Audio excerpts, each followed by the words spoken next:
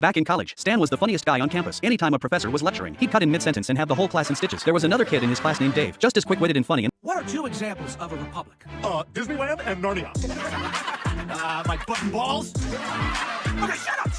We're trying to learn government here! That made Stan dead set on being his friend. The two hit it off right away, teaming up to interrupt professors' lectures time and again, driving every single teacher up the wall. The day before graduation, they made a pact to head to Chicago and break into the comedy scene. But on the very day they were supposed to leave, Stan bailed at the last second. Furious, Dave hauled a mannequin out of a trash can and took off for Chicago on his own. These days, Dave's a huge comedy star and Stan, he's just a regular CIA agent. He's always daydreaming about how he could have been a comedy star too if he'd gone to Chicago with Dave. But shockingly, no one around him thinks he's got an ounce of comedy talent. Determined to prove everyone wrong, Stan decides to move to Chicago and chase his comedy dream. He gets to the city, only to find Klaus came along for the ride and he's livid about Klaus crashing the party uninvited. The next day, Stan hits up a comedy club, but he gets booted out on the spot for his absolutely terrible act. There are plenty of jobs outside of comedy. Have you ever considered getting a government job? Actually, I work at the CIA.